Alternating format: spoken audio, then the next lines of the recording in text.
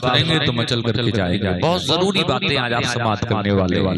تو میں نے گفتگو کا آغاز کیا تھا کہ جو جس سے محبت کرتا ہے اور جس طرح کے لوگوں سے محبت کرتا ہے وہ اسی طرح کی محفلیں سجاتا ہے. میں آپ کے سامنے موجود ہوں، علماء اکرام یہاں پر موجود ہیں، حافظ قرآن یہاں پر موجود ہیں. یہ اس بات کی دلیل ہے کہ ہم سب اپنے آقا سے محبت کرتے ہیں اور آج ہم اپنے آقا کے فرمان کی بہت ساری ایسی قیمتی باتیں سماعت کریں گے کہ انشاءاللہ جب تک ہم ان پر دنیا میں عمل کرتے رہیں گے ہم دنیا میں مسکراتے رہیں گے اور جب قبر میں جائیں گے تو قبر میں مسکرائیں گے اور جب قبر سے میدان محشر میں اٹھایا جائے گا تو انشاءاللہ میدان محشر میں مسکراتے ہوئے. سبحان اللہ. لوگوں آپ مصطفیٰ کی حدیث سننا چاہتے ہیں یا نہیں سننا چاہتے ہیں؟ اگر سننا چاہتے ہیں تو لب کھولیے اور زور سے بولیے سبحان اللہ. سبحان اللہ. میرے پیغمبر نے ارشاد فرمایا ہے من قال سبحان اللہ وبحمدہ غرست لہ نخلۃ فی الجنہ، کہ جس نے ایک مرتبہ کہا سبحان اللہ، رب تبارک و تعالی فرشتوں کو حکم دیتا ہے کہ زمین پہ اس نے میرا نام لیا ہے، میری پاکیزگی بیان کی ہے، فرشتوں جاؤ جا کر کے جنت میں ایک کھجور کا درخت اس کے نام کا لگا دو. سبحان اللہ. سبحان اللہ. ایک مرتبہ جو کہتا ہے مولا تو پاک ہے، یعنی اپنی زبان سے اللہ کی پاکیزگی کا ذکر کرے، اللہ کی بڑائی بیان کرے، اللہ کی شان میں اپنی زبان کو کھولے اور کہے مولا تیری شان بہت اعلیٰ ہے، مولا تیرا مقام بہت عرفہ ہے، مولا تیری شان بہت اونچی ہے، تو پاک ہے، تیری ذات پاک ہے. اگر اپنی زبان سے کوئی اتنا کہتا ہے کتنا ثواب ملتا ہے اس کو. میرے آپ کے پیغمبر فرماتے ہیں اس کے 10 گناہ معاف کر دیے جاتے ہیں، 10 گناہوں کو خطاؤں کو معاف کر دیا جاتا ہے، 10 نیکیاں عطا کر دی جاتی ہے اور اس کے 10 درجات بلند کر دیے جاتے ہیں. ایک مرتبہ سبحان اللہ کہنے کے بدلے میں اتنا ثواب مل رہا ہے. تو جو ہر وقت رب تبارک و تعالی کی تسبیح بولے، تحمید میں اپنی زبان کو کھول کر کے رکھے، اس کے ثواب کا عالم کیا ہوگا. اے لوگوں ایک بات میں آپ کو بتاؤں، ہم آپ بیٹھے رہتے ہیں بلا وجہ میں کبھی ادھر ادھر کی باتیں کرتے ہیں، بے مطلب بے معنی بھی باتیں ہم کرتے رہتے ہیں، لیکن آپ کو چاہیے تو اپنے نبی کی اس حدیث پر عمل کر لیں. آپ کے میرے آقا نے ارشاد فرمایا ہے من کان یؤمن باللہ والیوم الآخر فلیقل خیرا او لیصمت. اے لوگوں بڑی پیاری حدیث، بڑی پیاری بات میرے آپ کے پیغمبر نے ارشاد فرمائی. بس میں اپنی گفتگو کو شروع کر رہا ہوں، باتیں تو مجھے آپ کو بڑی اچھی اور بڑی قیمتی بتانی ہے، لیکن چونکہ میں آغاز کر رہا ہوں اور آپ کا ذہن بنانا چاہ رہا ہوں تاکہ آپ سمجھ جائیں میں کہنا کیا چاہ رہا ہوں. جس طرح سے ہم مکان بناتے ہیں، مکان سے پہلے ہمیں بنیاد کی ضرورت پڑتی ہے. جس طرح سے ہم اپنے کھیتوں میں دھان، ہم اپنے کھیتوں میں گیہوں گنا لگانا چاہتے ہیں، لیکن اس سے پہلے ہم زمین تیار کرتے ہیں کہ نہیں کرتے ہیں. اسی طرح سے جو بات میں آپ سے کہنا چاہ رہا ہوں اس کے لیے ابھی میں زمین تیار کر رہا ہوں تاکہ اچھی زمین پر اچھی فصل اگتی ہے.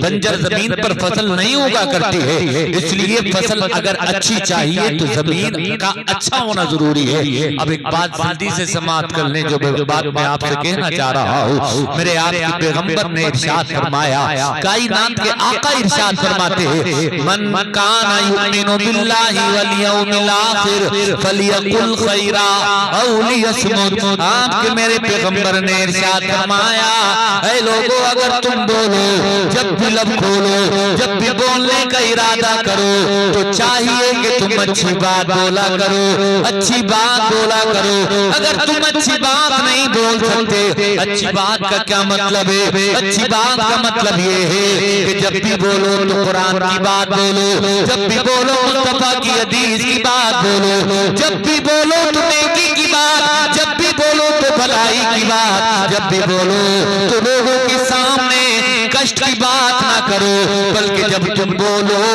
تو لوگوں کے کشٹ کو دور کرنے کی بات بولو، لوگوں کے غموں کو ہلکا کرنے کی بات بولو. اگر بولنا ہی ہے ایسی بات بولو کہ جو رو رہا ہو تمہاری بات سن کر کے مسکرانے لگے، کہ تمہارے کی تعلیم ہے، یہ تمہارے میرے آقا کا فرمان ہے کہ جب بھی بولنا تو اچھا بولنا۔ سبحان اللہ۔ کان یؤمن باللہ والیوم الآخر، اللہ کے پیارے رسول نے ارشاد فرمایا جو اللہ پر ایمان رکھتا ہے، جو روز آخرت پر ایمان رکھتا ہے، اس کو چاہیے جب بھی بولے تو اچھا بولے۔ سبحان اللہ۔ اور اگر کسی کو اچھی بات یاد نہ ہو تو کیا کرے؟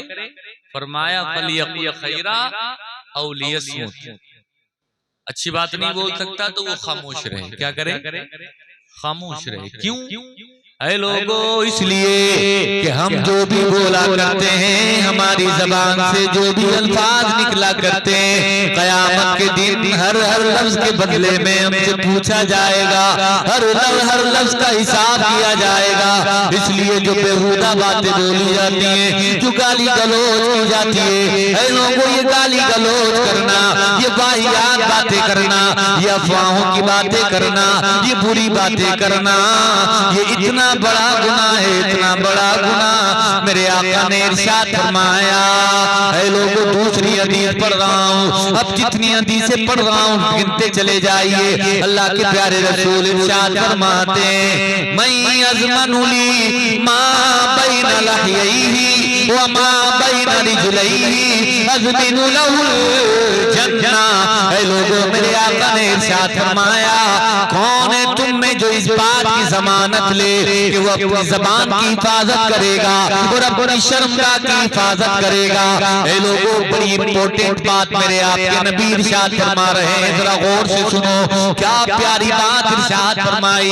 میرے آقا صحابہ سے ارشاد فرما رہے ہیں، اے میرے غلاموں تم میں کون ایسا ہے جو اس بات کی گارنٹی دے کہ وہ اپنی زبان کی حفاظت کرے گا اور اپنی شرمگاہ کی حفاظت کرے گا؟ اگر تم نے اپنی زبان کی حفاظت کر لی، اگر تم نے اپنی شرمگاہ کی حفاظت کر لی، تو میں اللہ کا نبی اس کے بدلے میں جنت کی ضمانت لیتا ہوں۔ سبحان اللہ۔ نعرہ تکبیر، نعرہ رسالت، مسلک اعلیٰ حضرت، مسلک اعلیٰ حضرت، تعلیم مصطفیٰ کانفرنس، نعرہ تکبیر، نعرہ رسالت۔ ماشاء اللہ، سبحان اللہ۔ سمجھ رہے ہو بھائیو یا نہیں سمجھ رہے ہو؟ کیا فرمایا؟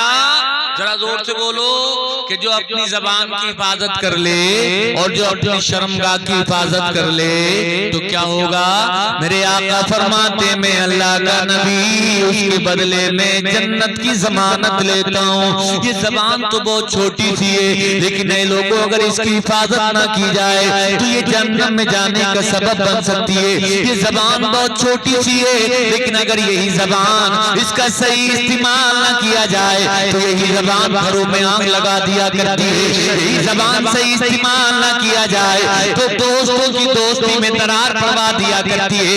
یہی زبان اگر اس کا صحیح استعمال نہ کیا جائے تو یہی زبان میاں بیوی کے بیچ میں طلاق کا سبب بن جاتی ہے۔ یہی زبان اگر اس کا صحیح استعمال نہ کیا جائے تو اس زبان کی وجہ سے جھگڑے ہو جاتے ہیں، فساد ہو جاتے ہیں، خون خرابہ ہو جاتا ہے۔ آپ نے دیکھا نہیں ایک انسان دوسرے انسان کو گالی بکتا ہے، وہ بدلے میں اس کو گالی بکتا ہے، گالی سے شروعات ہوتی ہے، پھر انسان قتل تک پہنچ جاتا ہے۔ آپ سے پوچھنا چاہتا ہوں میں یہ گالی کائے سے بکی جاتی ہے؟ آپ کا جواب ہوگا زبان سے۔ یہ طلاق کائے سے دی جاتی ہے؟ جواب ہوگا زبان سے۔ چغلخوری کائے سے کی جاتی ہے؟ جواب ہوگا زبان سے۔ برائی کس چیز سے کی جاتی ہے؟ جواب ہوگا زبان سے۔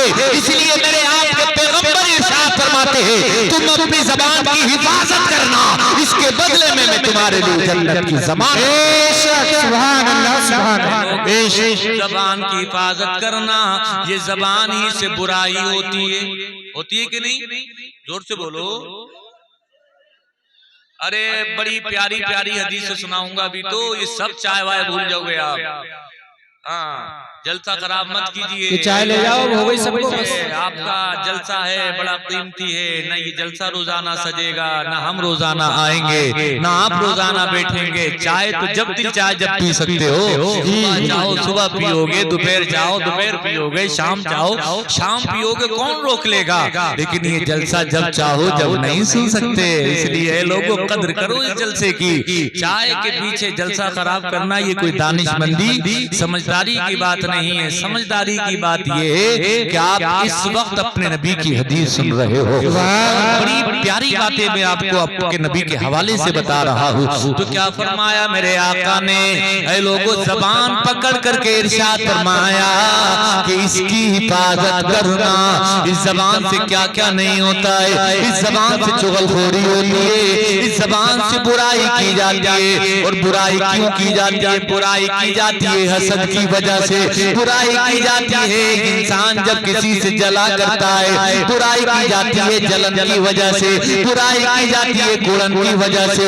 اے لوگوں تم کبھی کسی سے جلنا نہیں، تم کبھی سے کوڑنا نہیں، تم کبھی کسی سے دل میں اپنے حسد نہ رکھنا۔ کیوں نہ رکھنا؟ اس لیے کہ تمہارے میرے پیغمبر نے حسد رکھنے سے منع فرمایا ہے، دوسرے سے جلنے کے تعلق سے منع فرمایا ہے۔ آپ کہو تمہیں حدیث پڑھ کے سنا دوں، سننا چاہتے ہو تو مسکرائیے، زور سے بولیے یا رسول اللہ۔ رسول اللہ پر 3 پیش کر رہا ہوں۔ نبی ہریرہ رضی اللہ تعالی عنہ قال قال رسول اللہ صلی اللہ تعالی علیہ وسلم لا تحاسدوا ولا تناجشوا ولا تباغضوا ولا تدابروا ولا يبي بعضكم على بيع بعض وكونوا عباد الله إخوانا۔ المسلم اخو المسلم لا يظلمه ولا يخذله ولا يحقره التقوى ها هنا ويشير الى صدره 3 مرات بحسب امرئ من الشر ان يحقر اخاه المسلم كل المسلم على المسلم حرام دمه وماله وعرضه الى آخر الحديث۔ سبحان اللہ۔ قرآن پڑھنے سے ثواب ملتا ہے، قرآن سننے سے بھی ثواب ملتا ہے، حدیث پڑھنے سے ثواب ملتا ہے، اور حدیث رسول سننے سے بھی ثواب ملتا ہے۔ میں تو کہتا ہوں اجالا دیتی ہے بجھتے ہوئے چراغوں کو، اجالا دیتی ہے بجھتے ہوئے چراغوں کو، جہاں جہاں بھی حدیث رسول جاتی ہے۔ بڑی پیاری حدیث میں نے پڑھ کے سنائی ہے آپ کو۔ اور اے لوگوں اچھا ایک بات بتاؤ، ایک انسان کہے میں مسلمان ہوں، نبی کا غلام ہوں، میں تو پکا مسلمان ہوں، لیکن وہ قرآن کو نہ مانے تو کیا وہ مسلمان رہے گا؟ ذرا زور سے بولیں، آپ کا جواب ہوگا نہیں۔ ایک انسان ڈنڈا ٹھوک کر کے کہے ہاں میں مسلمان ہوں، لیکن اپنے آقا کی حدیث کو نہ مانے، وہ مسلمان رہے گا؟ جواب ہوگا نہیں نہیں۔ اے لوگوں پکا سچا مسلمان تو وہ ہے کہ جان دے دے لیکن نبی کے فرمان سے منہ نہ موڑے۔ اے لوگوں خون کا آخری قطرہ بہا دے لیکن نبی کے فرمان کو اپنے سینے سے لگا لے۔ تم نے دیکھا نہیں صحابہ کی زندگی کو یہی تو کہا جا رہا تھا حضرت بلال سے، اے بلال نبی کا نام لینا چھوڑ دو، نبی کی بات کرنا چھوڑ دو، نبی کے فرمان پہ عمل کرنا چھوڑ دو، نبی کی سنتوں کو اپنانا چھوڑ دو۔ بلال نے کہا ایسا نہیں ہو سکتا، بلال سے کہا نبی کا نام چھوڑو، بلال نے کہا ایسا نہیں ہو سکتا۔ اے لوگوں امیہ ابن خلف نے تڑپانا شروع کر دیا، سزائیں دینا شروع کر دی، مارنا شروع کر دیا، کوڑوں کی برسات کی گئی ہے حضرت بلال پر، حضرت بلال کی جانب۔ اے لوگوں امیہ ابن خلف آیا آ کر کے کہتا ہے کہ اب بھی نبی کا نام لوگے؟ بلال کا تیور جواب دے رہا تھا ہاں میں نبی کا نام لوں گا۔ ایک کوڑا زور سے مارا جاتا ہے، وہ کوڑا نشان چھوڑ جاتا ہے، لیکن بلال تڑپتے نہیں ہیں۔ جیسے ہی ننگے بدن پر کوڑا پڑتا ہے بلال کی زبان سے نبی کا نام نکل جاتا ہے، پھر دوسرا کوڑا پڑتا ہے، بلال پھر اپنے نبی کو پکارتے ہیں۔ اے لوگوں ایک نہیں دو نہیں کوڑوں کی برسات ہو جاتی ہے۔ ظالم یہ کہ بات ہی کرے حضرت بلال پر کوڑے برسات بتاتا چلا جا رہا ہے، لیکن ہر کوڑے پر حضرت بلال کی زبان سے نبی کا نام نکل رہا ہے۔ امیہ ابن خلف قریب آیا، قریب آ کر کے بلال سے کہا، اے بلال دیکھ نہیں رہے ہو تمہارا پورا بدن لہو لہان ہے، بدن سے زمین پر خون کے قطرے گر رہے ہیں، کہ تم اب بھی نبی کا نام لینا نہیں چھوڑو گے؟ تو بلال کا دیور جواب دے رہا تھا، یہ ایک جان کیا ہے، اگر ہو کروڑوں تیرے نام پر آقا سب کو آ رہا ہے۔ نعرہ تکبیر، نعرہ رسالت، نعرہ رسالت، مسلک اعلی حضرت، مسلک اعلی حضرت حضرت علامہ مولانا مفتی بلال رضوی صاحب قبلہ، نعرہ تکبیر، نعرہ رسالت۔ سبحان اللہ۔ محبت ہوتی ہے بھائیو، نبی کا فرمان نہیں چھوڑوں گا، جان دے دوں گا۔ اے لوگوں پھر بھاری پتھر رکھ دیا سینے پہ، یہ سوچ کر کے جب ستایا جائے گا نا تو نبی کا نام لینا بلال چھوڑ دیں گے۔ زبان باہر آ گئی حضرت بلال کی، لیکن اے لوگوں نبی کا نام لینا پھر بھی نہیں چھوڑا۔ اے لوگوں حضرت بلال کو گرم ریت پر لٹالا گیا، ایسے ریت پر کہ اگر گوشت کی بوٹی رکھ جاتی نا جل کر کے کباب ہو جاتی۔ دیکھا بلال بولو کیا خیال ہے؟ کہا کچھ بھی ہو جائے آخری تب تک نبی کا نام لیتا رہوں گا، اپنے نبی کو پکارتا رہوں گا۔ یہ محبت تھی ان کی پیارے بھائیوں۔ آج 1400 سال گزرنے کے بعد بھی ہم حضرت بلال کی بات کر رہے ہیں، کیوں؟ اس لیے کہ ان کو اپنے نبی سے محبت تھی، ان کے فرمان سے محبت تھی، جو انہوں نے کہہ دیا تھا وہ اس پر جان دے سکتے تھے، لیکن ایک انچی ادھر سے ہٹ نہیں سکتے تھے۔ کہ تم نے حضرت خبیب کی زندگی کو نہیں پڑھا، حضرت خبیب کو باندھ دیا گیا ایک تھم سے، بہت سارے لوگ ارد گرد کھڑے ہوئے ہیں۔ حضرت خبیب کا ہونا کیا ہے؟ کسی کا قتل نہیں کیا ہے انہوں نے، کسی کا مرڈر نہیں کیا ہے انہوں نے، کسی کی زمین پر ناجائز قبضہ نہیں کیا ہے انہوں نے، کسی کو مارا نہیں ہے، کسی کو ستایا نہیں ہے، کوئی گناہ نہیں ہے۔ بات صرف اتنی ہے وہ قرآن پڑھتے ہیں، بات صرف اتنی ہے وہ نبی کا نام لیتے ہیں، بات صرف اتنی ہے کہ نبی کی محبت کا غلامی کا پٹا ان کے گلے میں پڑا ہوا ہے۔ حضرت خبیب کو دشمنوں نے پکڑ لیا، پکڑ کر کے بھاری تھم سے باندھ دیا اور کہا خبیب تم ہمارے سامنے کسی اور کی بات کرتے ہو، تم ہمارے سامنے نبی کا کلمہ پڑھتے ہو، تمہیں معلوم ہے ہمارے سامنے نبی کی بات کرنا، ہمارے سامنے قرآن پڑھنا یہ جرم ہے۔ اگر تم چاہتے ہو تمہاری زندگی بخش دی جائے، اگر تم چاہتے ہو کہ تمہیں آزاد کر دیا جائے تو تمہیں قرآن پڑھنا بند کرنا پڑے گا، تمہیں نبی کا نام لینا بند کرنا پڑے گا۔ حضرت خبیب نے کہا تھا ایسا ہرگز نہیں ہو سکتا۔ اے لوگوں ان کو ڈرایا گیا تمہیں پھانسی کے پھندے پر لٹکا دیا جائے گا اگر تم اپنی اس حرکت سے باز نہیں آئے۔ یعنی قرآن پڑھنے کو وہ حرکت کہہ رہے تھے، نبی کا نام لینے کو وہ حرکت کہہ رہے تھے۔ حضرت خبیب نے کہا جان دینا گوارا ہے لیکن قرآن چھوڑنا گوارا نہیں ہے۔ ایمان یہ ہوتا ہے، سچی محبت یہ ہوتی ہے۔ تاریخ کی کتابوں میں آیا ہے حضرت خبیب نے جان دے دی لیکن قرآن کا دامن نہیں چھوڑا، نبی کا فرمان اس سے منہ نہیں موڑا۔ کئی دن تک حضرت خبیب کی لاش لٹکتی رہی، کیوں؟ اس لیے انہوں نے کہا تھا کہ ہے قول محمد قول خدا، فرمان نہ بدلا جائے گا، بدلے گا زمانہ لاکھ مگر قرآن نہ بدلا۔ سبحان اللہ، سبحان اللہ۔ اے لوگو یہی سچے مسلمان تھے، اس لیے پوری دنیا میں وہ بادل بن کر کے چھا جایا کرتے تھے۔ اب میں آپ سے پوچھنا چاہ رہا ہوں جو اپنے نبی کو مانے لیکن ان کے فرمان کو نہ مانے تو کیا سچا پکا مسلمان رہے گا؟ آپ کا جواب ہے نہیں۔ اے لوگو اب جو حدیث میں نے پڑھی ہے یہ تمہارے میرے پیغمبر کی کائنات کے آقا کی حدیث ہے، اس کا ترجمہ سنو، اس کا ٹرانسلیشن سنو اور اس کو اپنی دل کی تختی پر نقش کل حجر کرو۔ میرے آقا نے ارشاد فرمایا، اس حدیث پاک کے راوی ہیں حضرت ابو ہریرہ، زور سے بولو کون؟ حضرت ابو ہریرہ وہ روایت کرتے ہیں ان ابی ہریرہ رضی اللہ تعالی عنہ قال قال رسول اللہ صلی اللہ علیہ وسلم لا تحاسدوا ولا تناجشوا ولا تباغضوا ولا تدابروا۔ میرے آپ کے آقا نے ارشاد فرمایا اے لوگو تم آپس میں ایک دوسرے سے حسد نہ کرنا، بے شک بے شک کیا فرمایا؟ ذرا زور سے بول لیں تاکہ یاد ہو جائے۔ میرے آپ کے نبی نے فرمایا اے لوگوں بدلے میں ایک دوسرے سے حسد نہ کرنا۔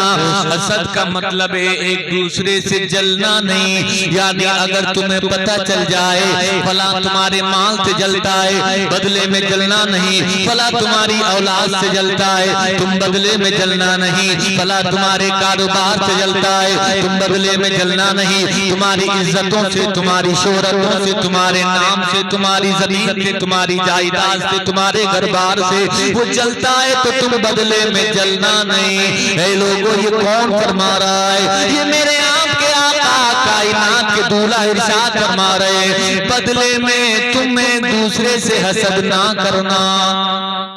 یعنی یہ پتہ چل جائے کہ فلاں تم سے جلتا ہے، تمہاری شکل سے جلتا ہے، تمہارے حسن و جمال سے جلتا ہے، تمہارے کاروبار سے جلتا ہے، گھر بار سے جلتا ہے، تعمیر سے جلتا ہے، ترقی سے جلتا ہے، تو بدلے میں تم اس سے مت جلنا۔ اچھا ایک بات سنو، کتنی پیاری بات محدثین نے اس کی شرح میں لکھی ہے۔ فرمایا کہ میرے آپ کے پیغمبر نے اس کے لیے بھی منع کیا ہے کہ جو تم سے جلتا ہو اس سے بھی مت جلنا۔ جب جو تم سے جل رہا ہے اس سے بھی جلنے کو منع کیا گیا ہے، تو جو جل نہ رہا ہو تم سے، جو حسد نہ کر رہا ہو تم سے، تو اس سے تو بدرجہ اولا نہیں جلنا چاہیے، اس سے تو اور زیادہ حسد نہیں کرنا چاہیے۔ کیوں؟ جب بدلے میں کوئی حسد کرے تو حسد کرنے کو منع کیا ہے، تو جو حسد کرتا ہی نہ ہو تو اس سے تو حسد کرنے سے بچنا چاہیے۔ سارے لوگوں کو جنت چاہیے۔ لوگ کہتے ہیں ہم جنت کے حقدار ہو جائیں، جنت کے مالک بن جائیں۔ بالکل واقعی سنی مسلمان ہی جنت کا حقدار ہے۔ کیوں؟ اس لیے کہ سنی حق پر ہے۔ لیکن کون سنی؟ اے لوگوں وہ سنی نہیں جو نام کا سنی ہے، بلکہ وہ سنی جو اپنے آقا کی حدیث پہ عمل کرتا ہے، وہ جو اپنے آقا کے فرمان پہ عمل کرتا ہے۔ سب کو جنت چاہیے۔ ہمیں آپ کو کسی سے بھی پوچھو جنت میں جانا چاہتے ہو، جواب ملے گا ہاں ہاں جنت میں جانا چاہتا ہوں۔ لیکن اے لوگوں جو حسد کرے اور پھر کہے میں جنت میں چلا جاؤں، ایسا ہرگز نہیں ہو سکتا۔ میں آپ کو قرآن کی آیت پڑھ کر کے سناتا ہوں، پارہ ہے پہلا، سورہ بقرہ کی آیت ہے۔ میرے آپ کے رب نے قرآن میں ارشاد فرمایا وَإِذْ قُلْنَا لِلْمَلَائِكَةِ اسْجُدُوا لِآدَمَ فَسَجَدُوا إِلَّا إِبْلِيسَ أَبَىٰ وَاسْتَكْبَرَ وَكَانَ مِنَ الْكَافِرِينَ۔ اے لوگوں اس آیت کا ترجمہ آپ نے انیک بار سماعت کیا ہوگا، بس جلدی سے لبے لباب سماعت کر لو۔ واقعے کی جانب اشارہ کرنا چاہتا ہوں۔ آپ کو معلوم ہے حضرت آدم علیہ السلام کو، حضرت حوا کو میرے رب نے جنت میں پیدا فرمایا۔ حضرت حوا کو حضرت آدم کی بائیں پسلی سے پیدا کیا۔ حضرت آدم کا خمیر تیار کرنے کے بعد ان میں روح ڈال دی گئی۔ یہ دونوں کے دونوں جنت میں رہا کرتے تھے۔ رب تبارک و تعالیٰ نے بڑا انعام عطا فرمایا حضرت آدم علیہ السلام کو۔ جب انعام ملا ہے ان کو، جب رب تبارک و تعالیٰ نے بلندیاں عطا فرمائی ہیں حضرت آدم کو، تو شیطان کو جلن ہو گیا۔ اور اے لوگوں کتابوں میں آیا ہے سب سے پہلے حسد اگر کسی نے کیا ہے تو شیطان نے کیا ہے۔ کس سے؟ حضرت آدم علیہ السلام سے۔ اور اس کے بعد ہوا کیا ہے؟ وہ جلا حضرت آدم سے اور اس کے بعد سجدہ کرنے سے منع کر دیا۔ رب تبارک و تعالیٰ نے وہ جنت میں رہا کرتا تھا، جنت سے نکال کر کے دنیا میں بھیج دیا۔ اے لوگوں جنت سے نکال کر کے پھینک دیا گیا۔ یعنی ایسا شخص جو جنت میں رہتا ہو لیکن وہ حسد کر لے تو جنت سے باہر پھینک دیا جاتا ہے۔ ہم آپ تو ابھی جنت میں داخل نہیں ہوئے، ہم تو آلریڈی جنت سے باہر ہیں۔ اگر ہم حسد کریں گے تو جنت میں کیسے داخل ہو جائیں گے؟ اے لوگوں اعلیٰ حضرت کے والد محترم علامہ مفتی نقی علی خان ارشاد فرماتے ہیں ایک انسان گناہ کرتا ہے، نماز چھوڑتا ہے گناہ ہوتا ہے، چوری کرتا ہے گناہ ہوتا ہے، حج ادا نہیں کرتا گناہ ہوتا ہے، مالی کے نصاب ہونے کے باوجود اپنے مال کی زکوٰۃ ادا نہیں کرتا، وہ گناہگار ہوتا ہے۔ لیکن اس کے آگے لکھتے ہیں بے نمازی، اسی طرح سے رمضان کے روزے نہ رکھنے والا، اسی طرح سے صاحب مال ہونے کے باوجود اپنے مال کی زکوٰۃ ادا نہ کرنے والا یہ گناہگار تو ہوتا ہے لیکن اس کا گناہ شیطان کے برابر نہیں ہوتا. لیکن ایک انسان اگر کسی سے جلا کرتا ہے، ایک انسان اگر کسی سے حسد کیا کرتا ہے تو اس کا گناہ شیطان کے برابر ہو جاتا ہے. کیوں؟ اس لیے کہ حضرت آدم علیہ السلام سے شیطان نے حسد کیا تھا، اس لیے اس کو جنت سے نکال کر کے دنیا میں بھیج دیا گیا تھا. اس لیے میرے آپ کے پیغمبر نے ارشاد فرمایا اگر جنت چاہیے، جنت میں ٹھکانہ چاہیے، جنت میں مکان چاہیے تو اپنے سینے کو کینے سے خالی کرنا پڑے گا. اور ایک میں حدیث شریف کے حوالے سے ایک واقعہ سناؤں تو آپ کا ایمان جگمگانے لگے گا. ایسے ہی جیسے آپ بیٹھے ہیں بالکل اسی طرح کی ایک محفل سجی ہوئی تھی اور میرے آپ کے پیغمبر شمع انجمن کی طرح اے لوگوں جیسے آسمان کے ستاروں کے بیچ میں چاند چمکتا ہے بالکل اسی طرح ان لوگوں کے بیچ میں صحابہ کے جھرمٹ میں چاند کی طرح چمک رہے تھے، چاند کی طرح نظر آ رہے تھے. آقا موجود ہیں، آقا کے غلام موجود ہیں. میرے آقا نے اتنی ہی دیر میں ایک جملہ اپنی زبان سے ارشاد فرمایا. میرے آقا نے ارشاد فرمایا یتلو علیکم الآن رجل من اہل الجنہ. میرے آقا نے ارشاد فرمایا اے میرے غلاموں تمہارے بیچ میں ایک ایسا شخص آنے والا ہے کہ جس کو میرے مولا نے جنتی بنایا ہے. اے لوگوں ابھی آیا نہیں، محفل میں ابھی آ کر کے بیٹھا نہیں، لیکن میرے آقا کو رب تبارک و تعالی نے غیب کی خزانوں کی کنجیاں عطا فرمائی ہیں. اسی لیے میرے آقا نے ارشاد فرمایا ابھی ابھی تمہارے بیچ میں ایک شخص آنے والا ہے لیکن وہ شخص اتنا مبارک ہے کہ وہ جنتی آئے. صحابہ فرماتے ہیں فَطَلَعَ رَجُلٌ مِّنَ الْأَنصَارِ.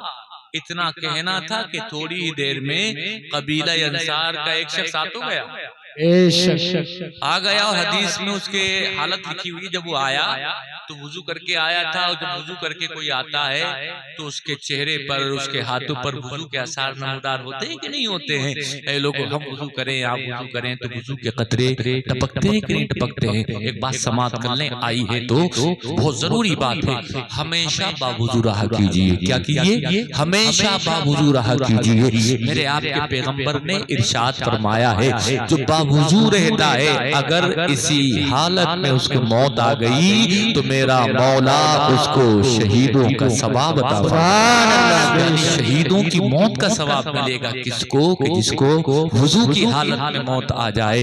اور ایک فائدہ اور بتا دوں وضو کا، ایک فائدہ یہ بھی ہے کہ جب ہم وضو کرتے ہیں نا تو وضو کرنے سے ہمارے جو اعضائے وضو ہیں ان کے گناہ جھڑ جاتے ہیں. سبحان اللہ. یہ دنیا کا فائدہ. ایک اور بتاتا ہوں میں آپ کو، پچھلے دنوں میں کرونا وائرس کی جو وبا چلی تھی آپ کے فون لگایا کرتے تھے کسی کو تو کیا آیا کرتا تھا؟ کبھی آپ نے غور کیا کہ اے لوگوں کرونا سے بچاؤ ضروری ہے، 2 گز کی دوری ضروری ہے، بار بار ہاتھ دھونا ضروری ہے، ناک کو ڈھک کے رکھنا ضروری ہے، منہ کو چھپا کے رکھنا ضروری ہے. کبھی غور کیا آپ نے کہ ناک کو ڈھکا کیوں جا رہا تھا، منہ کو چھپایا کیوں جا رہا تھا، بار بار ہاتھوں کو دھولانے کی بات کیوں کی جا رہی تھی؟ اے لوگوں ہمارے یہاں تو یہ مزاج دیا گیا ہے کہ نماز بعد میں پڑھو پہلے ہاتھ دھو. یعنی 3 بار ہمارے یہاں وضو میں ہاتھ دھوئے جاتے ہیں، 5 وقت نماز ادا کی جاتی ہے لیکن 5 وقت وضو بھی تو کرایا جاتا ہے. کھانا کھانے سے پہلے بھی حکم یہ دیا گیا ہے کھانا بعد میں کھاؤ لیکن اس سے پہلے ہاتھ دھو لو. کھانا کھانے سے پہلے ہاتھ دھونا سنت ہے. اسی طرح سے اے لوگوں وضو کرنے سے جہاں نیکیاں ملتی ہیں، وضو کرنے سے جہاں گناہ معاف ہوتے ہیں، وہی وضو کرنے سے دنیا کے بے شمار فائدے بھی حاصل ہوتے ہیں. بات آئی ہے تو جلدی سے سماعت کرتے چلے. کبھی آپ نے غور کیا اس ناک کو کیوں چھپا کر کے رکھا گیا، ناک پر کیوں ماسک لگایا گیا؟ اس فیلڈ کے جو ایکسپرٹ ہیں اس نے بتایا کہ ایک انسان کی جب ناک کھلی رہتی ہے، ایک انسان کا جب منہ کھلا رہتا ہے تو یہ پوسیبل ہے، یہ بات پوسیبلیٹیز ہے یہ ان باتوں کی کہ انسان کی ناک کے ذریعے سے یا انسان کے منہ کے ذریعے سے جو بہت باریک سا وائرس ہے کہ جس کو مائکرو اسکوپ دوارا دیکھا جاتا ہے وہ انسان کے کے ناک کے ذریعے سے پھیپھڑوں میں جا سکتا ہے، انسان کے منہ کے ذریعے سے پھیپھڑوں میں جا سکتا ہے، لہذا وہ پھیپھڑوں میں جائے گا، لنگز کو انفیکٹ کرے گا،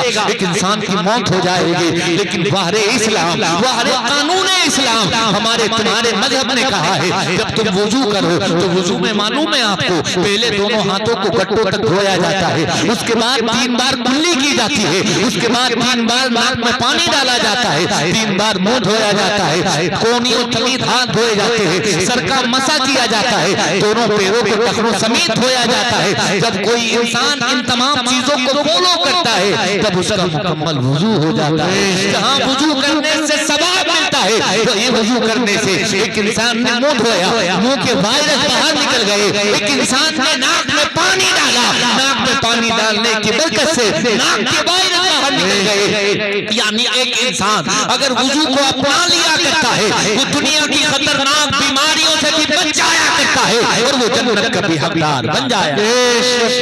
تمہارے اسلام کی شان ہے۔ لیکن اے لوگوں جو بات میں آپ سے عرض کرنا چاہ رہا ہوں وہ بات یہ ہے، پیارے آقا حضور صلی اللہ علیہ وسلم نے ارشاد فرمایا تمہارے بیچ میں ایک شخص آنے والا ہے جو جنتی ہے۔ فَطَلَعَ رَجُلٌ مِّنَ الْأَنصَارِ، ایک شخص آ گیا قبیلہ انصار میں سے، وہ وضو کر کے آیا ہے، آثار وضو اس کی داڑھی پر نظر آ رہے ہیں اور بائیں ہاتھ میں اس کے جوتا بھی ہے۔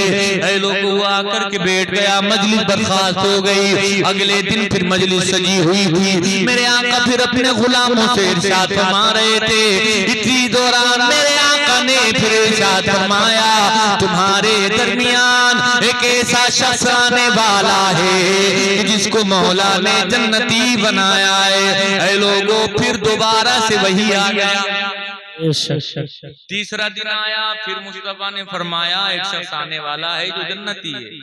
دیکھا کہ پھر وہی شخص 3 دن متواتر میرے آقا نے کیا فرمایا، ایک شخص آئے گا جو جنتی ہوگا، اور تینوں دن اتفاق سے وہی شخص۔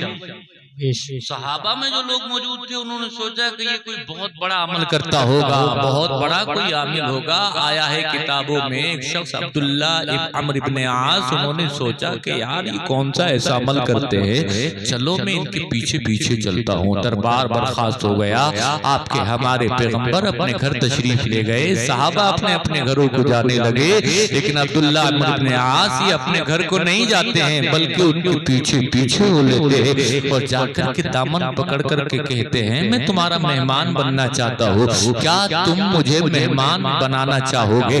3 دن تک میں نے قسم کھائی ہے اپنے باپ سے کہ میں اپنے باپ کے گھر میں قدم نہیں رکھوں گا، میں تمہارے گھر کا مہمان بننا چاہتا ہوں، کیا تم مجھے مہمان بنانا چاہتے ہو؟ اے لوگوں عرب کے بارے میں ایک بات بڑی مشہور ہے کہ عرب کے لوگ اگر آپ ان کو یہ کہہ دو کہ تم بخیل ہو، تم کنجوس ہو، تو یہ دنیا کی سب سے بڑی گالی ہوتی ہے ان کے لیے، یعنی ان کو کنجوس کہنا بڑا برا لگتا ہے۔ وہ اپنے آپ کو چاہتے ہیں کہ لوگ ہمیں سخی کہیں، لوگ یہ کہیں کہ سخاوت کا دریا بہتا رہتا ہے۔ کہا کہ میں تمہارا مہمان بننا چاہتا ہوں، تو فوراً قبول کر لیا۔ اور اے لوگوں اگر تمہارے بھی گھر پہ کوئی مہمان آیا کرے نا تو مہمان کو دیکھ کر کے دل چھوٹا نہ کیا کرو، بلکہ مہمان کو دیکھ کر کے مسکرایا کرو، اس لیے کہ آپ کے میرے پیغمبر نے ارشاد فرمایا ہے مہمان بعد میں آتا ہے، اپنا کھانا اپنا رزق پہلے لے کے آتا ہے۔ ایک اور حدیث میں میرے آقا نے ارشاد فرمایا من کان یؤمن باللہ والیوم الاخر فلیکرم ضیفہ، آپ کے میرے نبی نے ارشاد فرمایا جو اللہ پر ایمان رکھتا ہے، جو قیامت کے دن پر ایمان رکھتا ہے، اس کو چاہیے کہ وہ اپنے مہمان کی عزت کیا کرے، کیا کرے؟ مہمان کی عزت کیا کرے، اس کا دھیان رکھا کرے، اس کی خاطرداری کیا کرے۔ فرمایا 3 دن تک تو مہمانداری ہے، اور اگر کوئی 3 دن کے بعد بھی رکنا چاہتا ہے تو فرمایا یہ اس کے لیے صدقہ ہے، یعنی ایک ایک لقمہ جو مہمان کھائے گا رب تبارک و تعالی اس کے بدلے میں ثواب عطا فرمائے گا۔ اے لوگوں اس لیے تم مہمان کی عزت کیا کرو، مہمان کی عزت کرنا بڑے اجر کا کام، بڑے ثواب बाप का काम कहा उनसे मैं तुम्हारा मेहमान बनना चाहता हूँ कि मेहमान बनाना कबूल कर लोगे? फरमाया कबूल है। ऐ लोगों वो चले गए, लेकिन याद रखिए, दिमाग में सेव करके रखिए ये बात, वो मेहमान बनना नहीं चाहते थे, बल्कि वो तो ये देखना चाहते थे ये कौन सी ऐसी इबादत करते हैं, ये कौन सा ऐसा नेक अमल करते हैं कि कायनात के आका ने इनको 3 दिन मुतवातिर जन्नती कहा है। वो इनका अमल देखना चाहते थे, वो इनकी तिलावतें देखना चाहते थे, वो इनकी इबादतें, इनकी रियाजतें देखना चाहते थे। ऐ लोगों उनके घर पे चले गए, बिस्तर इनका भी लग गया, उनका भी लग गया। वो अपने बिस्तर पर ईशा की नमाज पढ़ के खाना खा करके लेट गए, ये अपने बिस्तर पर आराम कर रहे, लेकिन पूरी रात बिस्तर पर करवटें बदलते रहे और उनको देखते रहे क्या कर रहे हैं। उनका बयान है, मैंने पूरी रात देखा कि उन्होंने ईशा की नमाज पढ़ के जब वो बिस्तर पर लेटे तो पूरी रात सोते रहे, लेकिन हाँ जब जब बिस्तर पर वो करवट बदला करते थे तो वो अल्लाह का नाम लिया करते थे। करवट बदलते तो अल्लाह का नाम लेते।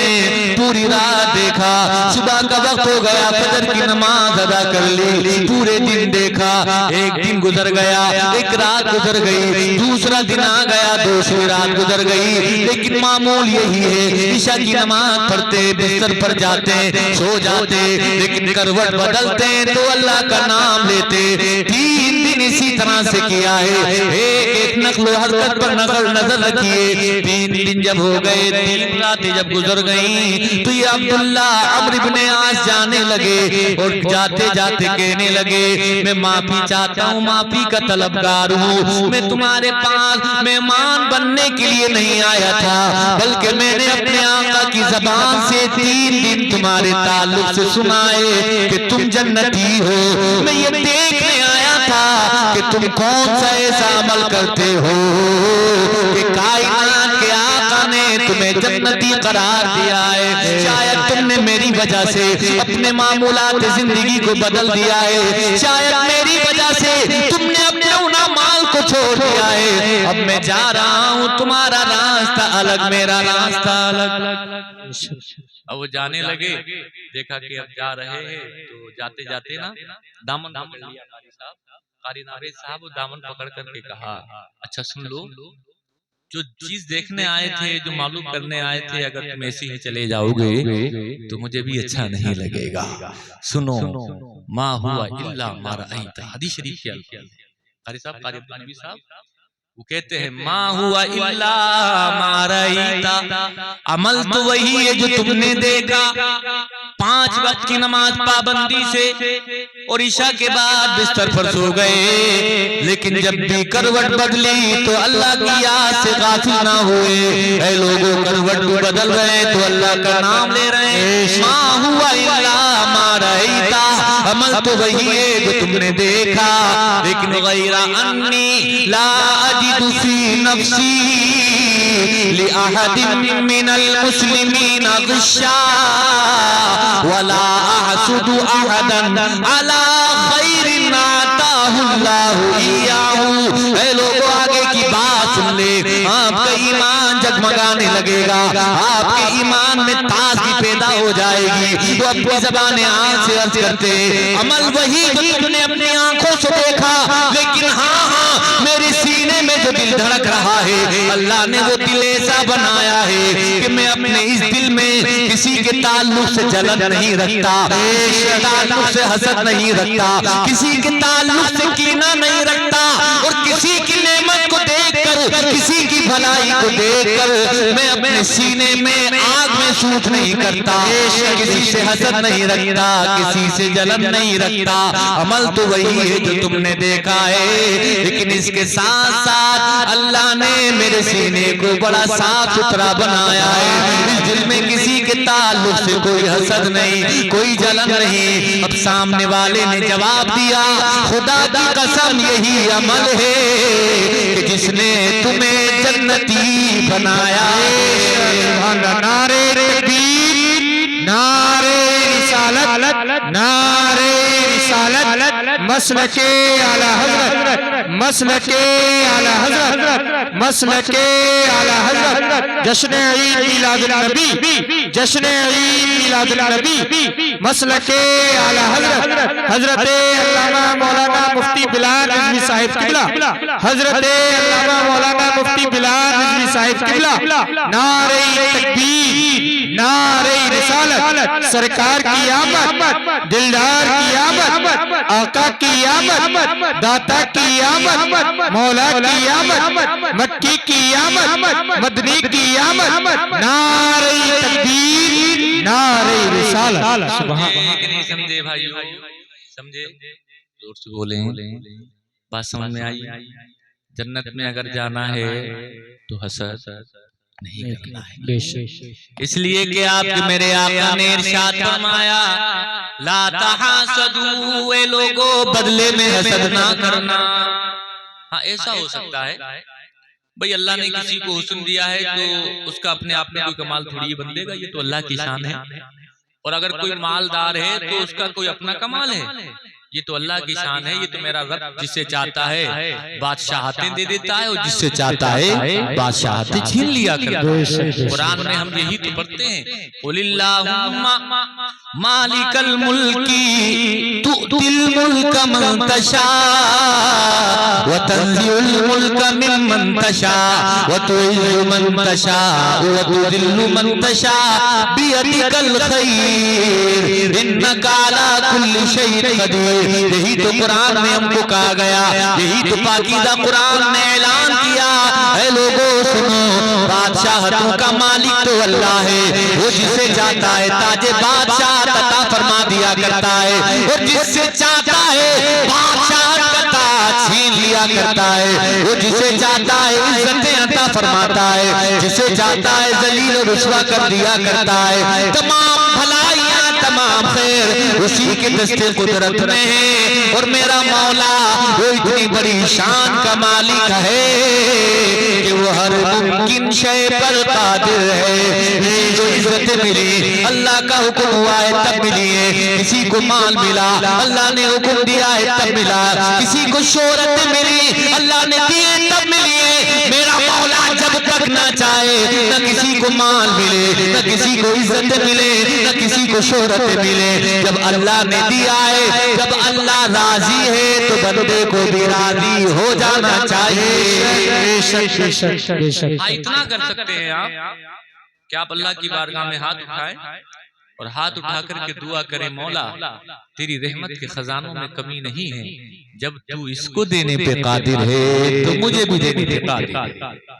ایسا کر سکتے ہیں آپ کبھی بھی کسی کے تعلق سے ایسی بات اپنے ذہن میں مت لانا اب دوسری بات سنیے جو میرے آپ کے پیغمبر نے ارشاد فرمائی میرے آپ کے آقا نے ہر بات کو کلیئر بیان کیا آج لوگ کہتے ہیں کہ یار مسلمانوں کو بڑا ستایا جا رہا ہے بڑا مارا جا رہا ہے ان کو عرصہ حیات تنگ کیا جا رہا ہے ہم کہتے ہیں ذرا آپ اپنے اعمال کا ازسرنو جائزہ لے کے دیکھیے آپ اپنا محاسبہ کر کے دیکھیے کہ آپ سچے مسلمان ہیں کہ نہیں ہیں اے لوگوں میں آپ کو قرآن کی آیت پڑھ کے سناتا ہوں میں نے ایک بات شروع میں آپ سے کہی تھی کہ میں بہت بنیادی اور بہت ضروری باتیں آپ کو بتاؤں گا حالانکہ میں آپ کو بہت دوسری والی تقریریں بھی کر کے سنا سکتا ہوں لیکن چونکہ میں دیکھ رہا ہوں حالات اس طرح کے ہیں کہ اے لوگوں اگر ڈاکٹر اقبال نے جو کہا ہے میں سمجھتا ہوں شاید اسی دور کے تعلق سے انہوں نے کہا تھا کہ نہ سمجھو گے تو مٹ جاؤ گے اے ہندی مسلمانوں تمہاری داستان تک بھی نہ ہوگی داستانوں میں میرے سامنے حالات بڑے کشیدہ ہیں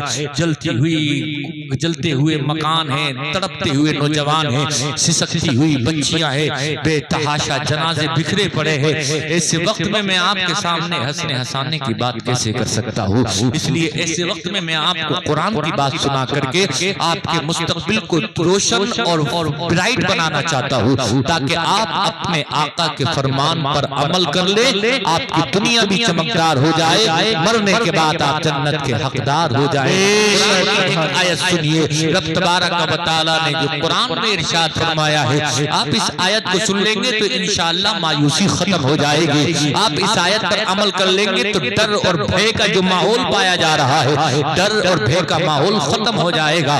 لوگ کہتے ہیں آج شاید ہمارے اچھے دن چلے گئے، اسلام کے شاید اچھے دن اب چلے گئے، لیکن اے لوگوں کبھی بھی ایسی بات مت کہنا۔ اسلام کل بھی چمک رہا تھا، اسلام آج بھی چمک رہا ہے، اور انشاءاللہ یہ اسلام صبح قیامت تک چمک رہے گا، چمکتا رہے گا۔ تمہارے قرآن کی شان یہ ہے، تمہارے اسلام کی شان یہ ہے کہ کبھی بھی اس کو مٹایا نہیں جا سکتا۔ کیوں؟ اس لیے کہ میرے آپ کے رب نے وعدہ فرمایا ہے کہ آپ نے سنا نہیں ہے، اللہ پاک نے قرآن میں فرمایا ہے یریدون لیطفئوا نور اللہ بافواہہم واللہ متم نورہ ولو کرہ الکافرون۔ میرا رب قرآن میں اعلان کر رہا ہے اگر زمانے کے طوفانوں نے قسم کھائی ہے کہ مصطفیٰ تمہارے نور کو اپنی پھونکوں سے بجھا دیں گے، تو تمہارے رب کا یہ وعدہ ہے تمہارے نور کو پوری دنیا میں پھیلا دیں گے۔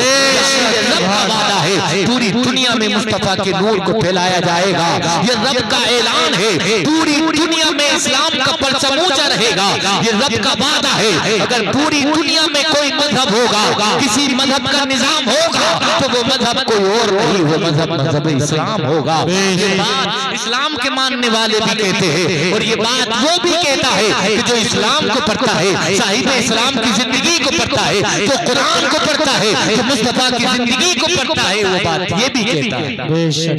غیر مسلم نے بھی کہی ہے یہ بات، وہ کہتا ہے لوگوں تم پریشان مت ہونا، وہ تو کہتا ہے اپنی زبان سے if any religion has a chance or ruling over England say Europe within the next 100 years it is Islam۔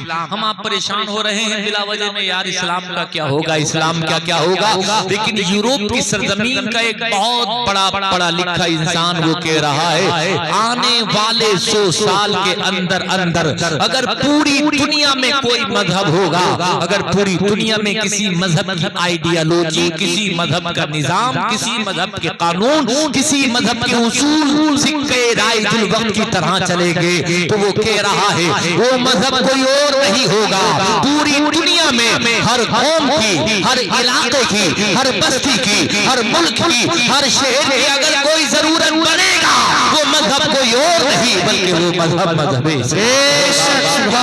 تمہارے میرے مذہب کے تعلق سے پڑھا لکھا انسان کہہ رہا ہے کہ تم پریشان مت ہونا، تمہیں گھبرانے کی ضرورت نہیں ہے، بلکہ تمہیں مصطفیٰ کے قانون پر عمل کرنے کی ضرورت ہے، مصطفیٰ کی سنتوں کو سینے سے لگانے کی ضرورت ہے، بھے اور ڈر کا ماحول ختم کرنے کی ضرورت ہے۔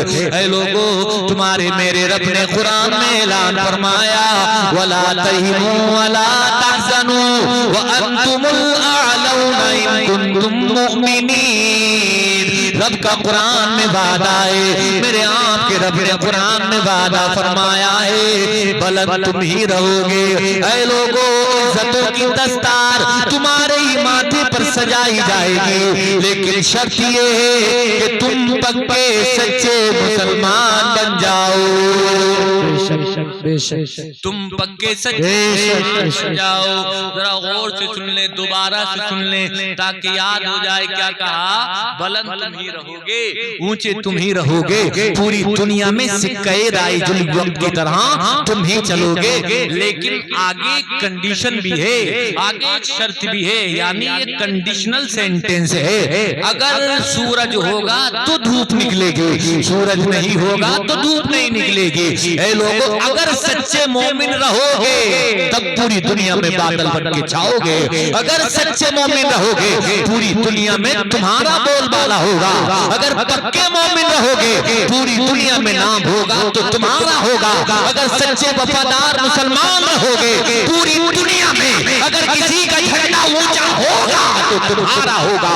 یعنی نعرہ تکبیر، نعرہ تکبیر، نعرہ رسالت، نعرہ رسالت، مسلک اعلی حضرت، مسلک اعلی حضرت جشن غوث الورا، نعرہ تکبیر، نعرہ رسالت پکے مسلمان بن جاؤ تب پوری دنیا میں بادل بن کے چھاؤ گے. لیکن ذرا ہم یار اپنا حال تو دیکھیں. مسجدیں ہماری سونی ہیں, جمعہ کے دن تو بس ہماری مسجد بھر جاتی ہے, اور جب جمعہ کے علاوہ ہم دیکھتے ہیں ظہر میں دیکھیں, عصر میں دیکھیں, مغرب اور عشاء میں دیکھیں, وہی مسجد خالی نظر آ رہی ہے. پھر ہم کہیں کہ ہم مسلمانوں کو مارا جا رہا ہے, کاٹا جا رہا ہے. اے لوگوں, خدا کی قسم, جو سر خدا کے سامنے جھک جاتا ہے, میرا مولا اس سر کی اتنی لاج رکھتا ہے, پھر دنیا والوں کے سامنے اس کو ذلیل نہیں ہونے دیتا, اس کو رسوا نہیں ہونے دیتا. آپ خدا کے سامنے سر کو جھکا کر کے تو دیکھیے, آپ 5 وقت کی نماز ادا کر کے تو دیکھیے, آپ قرآن کی تلاوت کو سینے سے لگا کے تو دیکھیے. آج ہمارا حال کیا ہے؟ 8 دن گزر جاتے ہیں, مہینہ گزر جاتا ہے کہ ہم قرآن کھول کر کے نہیں دیکھتے. ہماری ماں بہنوں کو دہیج میں قرآن ملتا ہے, لیکن مہینہ گزر جاتا ہے, ہماری ماں بہنیں قرآن کو کھول کر کے نہیں دیکھتی ہے. پھر ہم کہتے ہیں کہ برکتیں نہیں ہوتی, پھر ہم کہتے ہیں کہ خیر نہیں آتی, پھر ہم کہتے ہیں کہ ہمیں عزتیں نہیں ملتی. اگر عزتیں چاہیے نمازیں پڑھنی پڑیں گی, عزتیں چاہیے قرآن کا دامن تھامنا پڑے گا, عزتیں چاہیے تو قرآن کی تلاوت کو سینے سے لگانا پڑے گا, عزتیں چاہیے تو قرآن کو روزانہ پڑھنا پڑے گا, قرآن کو پڑھنا پڑے گا, اپنے بچوں کو پڑھانا پڑے گا. اور ایک بات اور سماعت کرتے چلیے پیارے بھائیو, جیسا کہ میں ذکر کر رہا ہوں, اس ضروری باتیں میں آپ کے سامنے ذکر کر رہا ہوں تاکہ آپ کا ذہن بن جائے. قرآن پڑھنے کا ماحول بنائیے, صبح کو جب اٹھیے تو قرآن پڑھیے سب سے پہلے. اگر نماز کے وقت پہ اٹھتے ہیں تو پہلے نماز پڑھ لیجئے, کوشش کیجئے کہ آپ جلدی اٹھ جائیں, جلدی اٹھیں, قرآن کی تلاوت کریں, اس کے بعد نماز فجر ادا کریں. لیکن اگر ایسا ہو جائے کہ آپ فجر کے وقت اٹھتے ہیں تو پہلے نماز پڑھیں پھر قرآن پڑھیں, آپ خود بھی قرآن پڑھیں اور اپنے گھر میں اپنے بچوں سے بھی کہیں کہ وہ بھی قرآن پڑھیں. اب آپ کہیں گے ہم سے تو قرآن پڑھنا آتا نہیں مولانا صاحب, ہم کیا کریں؟ تو میں کہتا ہوں قرآن پڑھنا نہیں آتا تو قاری نابیج جیسا انسان کہاں ملتا ہے جو اتنا فکر مند دل رکھتا ہو. پیارے بھائیو, ہم نے تو دیکھا ہے کہ لوگ امامت کرتے ہیں, بس کوئی مطلب نہیں, حجرے میں آرام سے سو رہے ہیں, نماز پڑھا دی, کوئی مطلب نہیں, لیکن اتنا دل میرا خوش ہوا, طبیعت باغ ہو گئی. سب سے پہلے جب میں آیا تو اے لوگوں اپنے سینے کا درد بیان کیا, کہا میں یہ چاہتا ہوں اس بستی کا ایک بچہ قرآن پڑھنے والا بن جائے, میں یہ چاہتا ہوں کہ اس بستی کے دلوں میں قرآن سے محبت پیدا ہو جائے. یعنی محبت تو ابھی بھی ہے لیکن اس کا اظہار ہو جائے, یہاں کے بچے قرآن پڑھنے والے بن جائیں, یہاں کے بچے حافظ قرآن بن جائیں. اتنی بلند فکر رکھنے والا امام ملا ہے, تم کو اپنے مقدر پر ناز کرنا چاہیے. کون ایسی فکر رکھتا ہے, کون ایسا سوچتا ہے دوسروں کے بارے میں؟ آج تو ہے لوگ دوسرے کو ڈاؤن کرنے کی کوشش کرتے ہیں, دوسرے کو نیچا دکھانے کی کوشش کرتے ہیں. ایسے وقت میں کہ جب آج کے سمے میں, آج کے ٹائم میں, آج کے وقت میں لوگ دوسرے کو آگے بڑھتا دیکھنا نہیں چاہتے, یہ آپ کے بچوں کو قرآن پڑھا کر کے آگے بڑھانا چاہتے ہیں. ان کے جذبات کی قدر کیجئے اے لوگوں, ان کے احساسات کی قدر کیجئے. آپ کہیے ان سے کہ آپ قرآن پڑھانا چاہتے ہیں, ہم تمہارے ساتھ بتاؤ کیا کرنا پڑے گا. یہ کہیں گے بھئی قرآن پڑھنے کے لیے جگہ چاہیے, تو آپ کہیے کتنی جگہ چاہیے؟ اتنا بڑا علاقہ ہے, اتنی بڑی زمین ہے, 10 20 50 100 200 گز جگہ ہوتی کتنی سی ہے. آپ کلیل کے پاس آئیے اور کہیے ہم دیتے ہیں آپ کو قرآن پڑھانے کے لیے جگہ, آپ پڑھائیے ہمارے بچوں کو قرآن. اے لوگوں, خدا کی قسم یہ قرآن پڑھیں گے, یہ قرآن پڑھائیں گے. میں دعوے اور گارنٹی کے ساتھ ہی بات کہتا ہوں, اگر آپ کہیں تو اسٹامپ پیپر پر لکھ کر کے دے کر کے چلا جاتا ہوں, جس دن تمہارے گاؤں میں قرآن کی تلاوتیں ہونے لگی, ہر گھر سے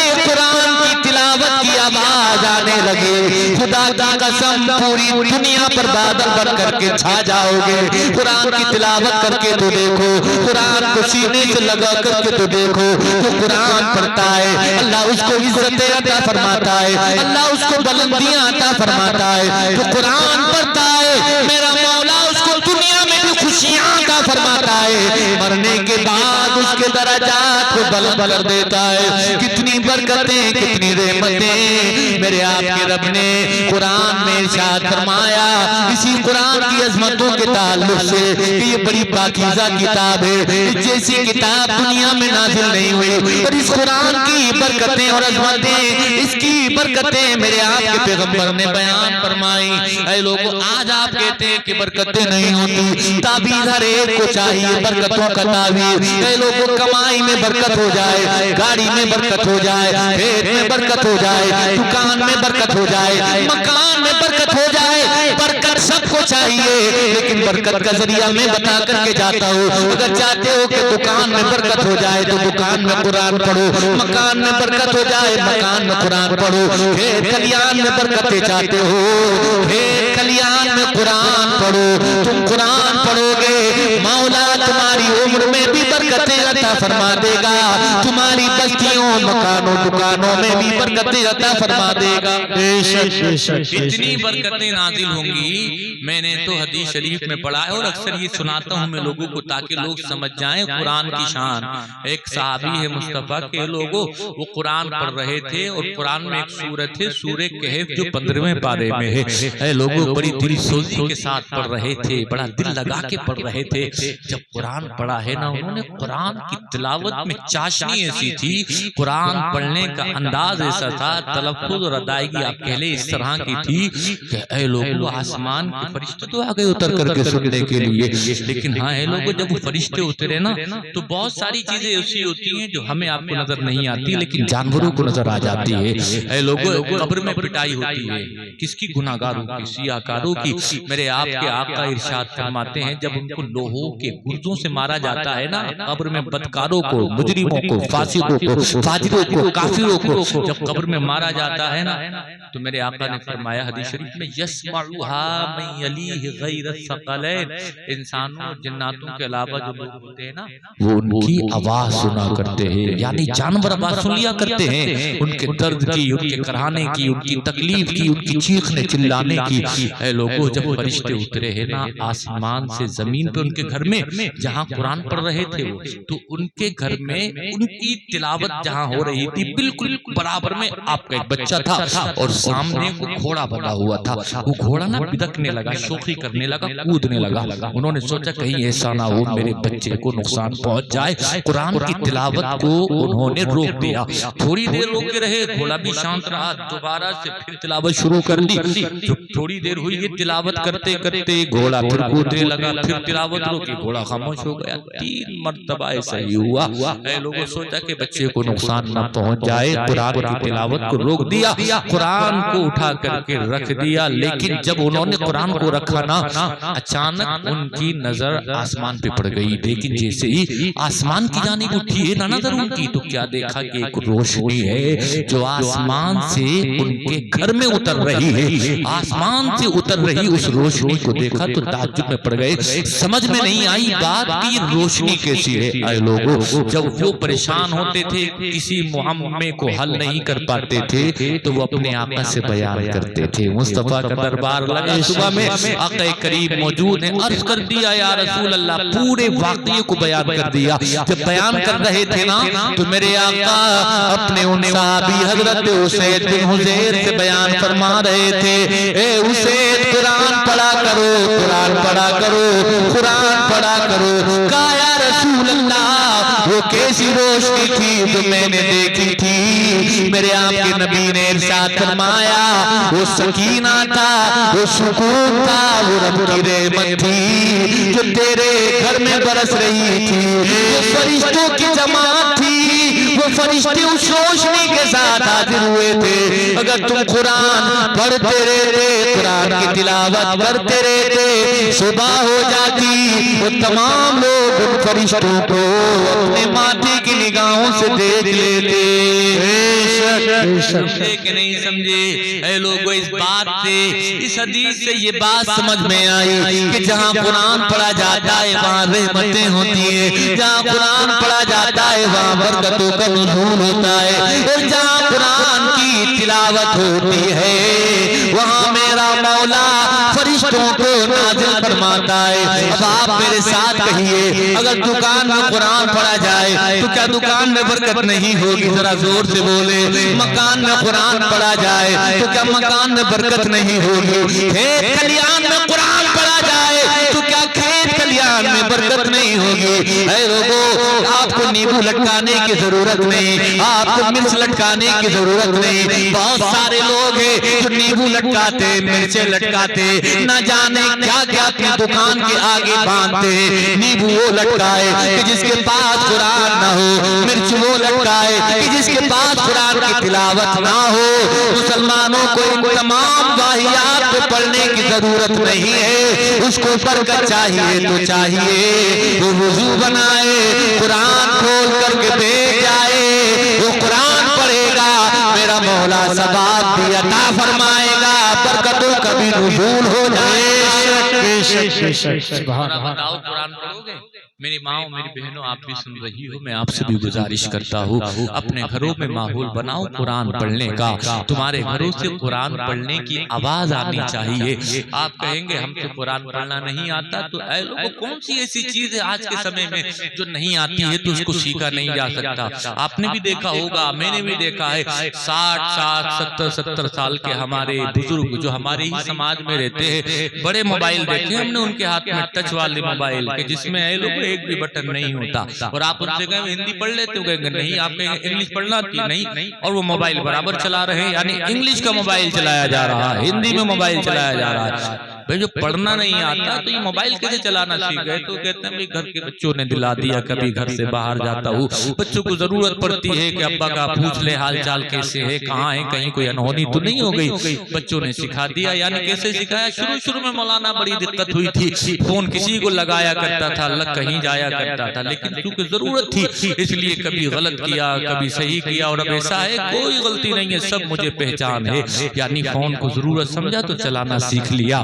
فون کو ایمرجنسی سمجھا تو چلانا سیکھ لیا کتنی عمر میں 60 سال کی عمر میں 65 کی عمر میں 70 کی عمر میں یعنی جس کو ضرورت سمجھتے ہو اس کو سیکھ لیتے ہو اگر قرآن کو بھی ضرورت سمجھو گے تو 60 سال کی عمر میں سیکھا جا سکتا ہے 65 سال کی عمر میں سیکھا جا سکتا ہے یہ عمر کوئی معنی نہیں رکھتی ہے کہ آپ کہیں میں 70 سال کا ہو گیا 70 سال کی عمر میں قرآن پڑھنا نہیں سیکھ سکتا اے لوگوں 70 سال کی عمر میں بھی قرآن پڑھنا سیکھا جا سکتا ہے اگر آپ جاننا چاہتے ہو تو پڑھے اصحاب صفہ کی تاریخ میں نے پڑھی ہے اصحاب صفہ کی تاریخ میرے آقا جلوہ افروز ہے بہت سارے لوگ ایسے بھی ہیں جو کلمہ پڑھتے ہیں ان کی عمر 18 سال ہے بہت سارے ایسے بھی ہیں جنہوں نے نبی کا دامن تھاما ہے وہ 30 سال کے ہیں کوئی 50 سال کا ہے کوئی 60 سال کا ہے کوئی 70 سال کا ہے لیکن اب نبی کا غلام بن گیا ہے وہ قرآن پڑھنا چاہتا ہے میرے آقا فرماتے ہیں میرے غلام پریشان ہونے کی ضرورت نہیں ہے صفہ کا جو چبوترا ہے وہاں پر چلا جا وہ قرآن پڑھنے والے موجود ہیں اے لوگوں 70 سال کے لوگ وہاں قرآن پڑھا کرتے تھے جب صفہ کے وہ صحابی قرآن پڑھ سکتے ہیں قرآن سیکھ سکتے ہیں تو آج کے بزرگ بھی قرآن پڑھنا سیکھ سکتے ہیں بے شک قرآن کو سیکھا جا سکتا ہے اے لوگوں یہ کوئی عذر نہیں ہے قیامت کے دن آپ کہہ کر کے یہ بچ نہیں سکتے کہ میرے ماں باپ نے مجھے نہیں پڑھایا تھا تو لہٰذا میں کیا کروں بہت سارے لوگ کہتے ہیں ہمارے ماں باپ نے تو ہمیں نہیں پڑھایا یہ بات کہتے ہیں 30 سال کے ہیں 40 سال کے ہیں 50 سال کے ہمارے ماں باپ نے ہمیں نہیں پڑھایا ارے بھائی اگر ماں باپ نے نہیں پڑھایا تو یہ کون سا ایسا نیم ہے کہ جو کام ماں باپ نے نہیں کرایا تو کوئی کریں گے نہیں آپ بہت بار آپ نے دیکھا ہوگا ایسا کہ کسی کے ماں باپ جلدی انتقال کر جاتے ہیں کوئی بچہ ہوتا ہے 8 سال کا 10 سال کا 15 سال کا وہ انتقال کر گئے بہت بار ایسا بھی ہوتا ہے کہ وہ مکان چھوڑ کے نہیں گئے بینک بیلنس چھوڑ کے نہیں گئے جائیداد چھوڑ کے نہیں گئے تو کیا وہ انسان زندگی بھر ایسے ہی بیٹھا رہتا ہے بغیر کاروبار کے نہیں میرے ماں باپ نے نہیں کرایا لہذا میں کاروبار نہیں کروں گا میرے ماں باپ نے میرے لیے گھر نہیں چھوڑا لہذا میں اب گھر نہیں بناؤں گا میرے باپ باپ نے میری شادی نہیں کرائی لہذا اب میں شادی نہیں کروں گا کیسا ہوتا ہے نہیں ہوتا ہے نا بھائیو ماں باپ نے اگرچہ گھر نہیں دیا تھا لیکن انسان محنت کرتا ہے گھر بناتا ہے ماں باپ نے اگرچہ شادی نہیں کرائی تھی لیکن انسان جب اس عمر کو پہنچتا ہے محنت کرنے کے بعد روپیہ پیسہ جمع کرنے کے بعد شادی کر لیتا ہے یعنی یہ بات کہہ کر کے یہ کہنا چاہتا ہوں قیامت کے دن جب آپ سے پوچھا گیا ذرا بتائیں تلاوت کی تھی کہ نہیں کی تھی ذرا بتائیں قرآن پڑھا تھا کہ نہیں پڑھا تھا ذرا بتائیں سجدے کیے تھے کہ نہیں کیے تھے اور آپ نے یہ کہہ دیا کہ میرے ماں باپ نے مجھے نہیں سکھایا تھا میرے ماں باپ نے مجھے قرآن پڑھنا نہیں بتایا تھا تو یہ کہہ کر کے بچ نہیں پائیں گے قیامت کے دن سخت جواب دینا ہوگا اس لیے اے لوگوں ابھی زندہ ہے جب تک سانسیں چل رہی ہے یہ زندگی غنیمت ہے اس زندگی کو غنیمت جان کر کے آج ہی سے نمازی بن جائیے آج ہی سے قرآن کی تلاوت کرنے والے بن جائیے کریں گے کہ نہیں کریں گے ایسا کام زور سے بولیے، آج ہی سے یہ عہد کیجئے، اور جوانوں میں خاص طور سے تمہیں مبارکباد دیتا ہوں۔ میرا اتنا دل خوش ہے یہاں آگر کہ میں آپ کو بتا نہیں سکتا، اتنا دل خوش ہے، اور خاص طور سے تم جوانوں سے میرا۔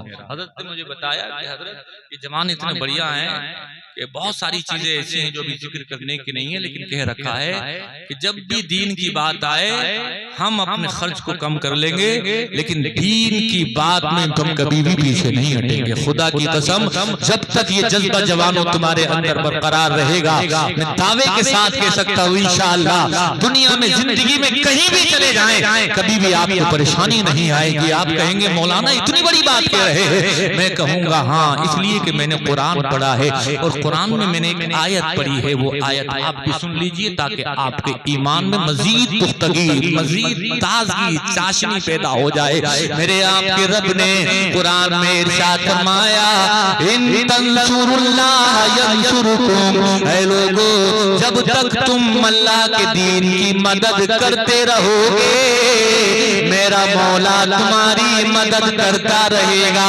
جوانوں تم نے دین کی مدد کی، دین کی مدد کرنے کے لیے تم نے اپنا وقت خرچ کیا، اپنا مال خرچ کیا، اور تم نے اپنے اوقات کو صرف کرنے کے بعد دین کے پیغام کو آگے بڑھانے کے لیے اپنی نیند کو قربان کیا۔